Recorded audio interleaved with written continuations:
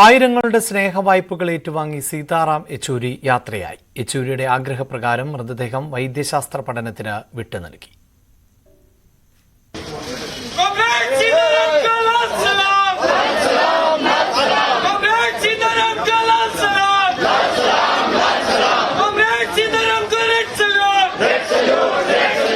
രാവിലെ 10:15 പാർട്ടി ആസ്ഥാനമായ AKG ഭവനിലെത്തിച്ച മൃതദേഹം PB അംഗങ്ങളും കേന്ദ്ര കമ്മിറ്റി അംഗങ്ങളും ചേർന്ന് ഏറ്റുവാങ്ങി.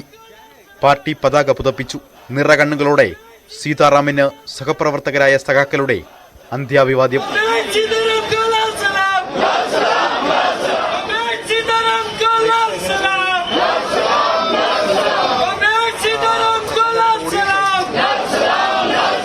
കക്ഷി രാഷ്ട്രീയത്തിനതീതമായി പ്രിയ സുഹൃത്തിനെ അവസാന നോക്കു കാണാൻ ദേശീയ നേതാക്കളുടെ വലിയ നിര തന്നെ AKG ഭവനിലെത്തി.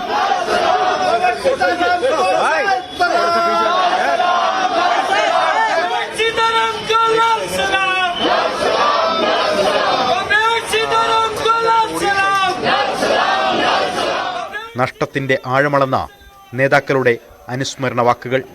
இந்த நாட்டிற்கு ஒரு மிகப்பெரிய இழப்பு, அரசியல் ரீதியாக மட்டுமில்லாமல் சித்தாந்த ரீதியாகவும் சிந்தனையாளர்களுக்கு இடையேயும் அவரது மறைவு என்பது ஈடு செய்ய முடியாத ஒரு மிகப்பெரிய இழப்பு.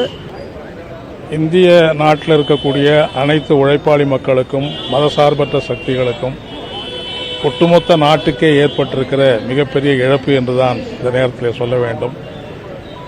ஒரு தலைசிறந்த மார்க்சிய சிந்தனையாளராக இந்திய தேசம் முழுவதும் மட்டுமல்ல உலகம் முழுவதும் இருக்கிற கம்யூனிஸ்டுகளால் தலைசிறந்த சித்தாந்தவாதியாக திகழ்ந்தவர் സീതാറാം യെച്ചൂരി അവர்கள்.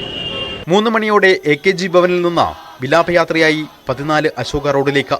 വികാരനിർഭരമായ മുദ്രാവാക്യങ്ങൾക്കിടയിലൂടെ പ്രിയ നേതാവുമായി ആംബുലൻസ് നീങ്ങി. കാൽനടയായി അദ്ദേഹത്തെ സ്നേഹിക്കുന്നവരും.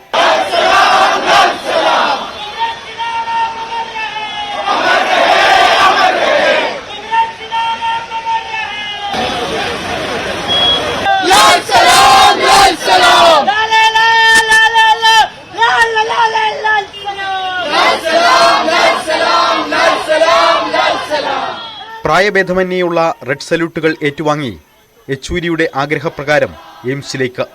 അങ്ങനെ ജ്വലിക്കുന്ന ഓർമ്മകളിലേക്ക് സഖാക്കളുടെ പ്രിയ സഖാവ് മറയുകയാണ്. News desk, News 18. Live at 6 പൂർണ്ണമാകുന്നു. നമസ്കാരം.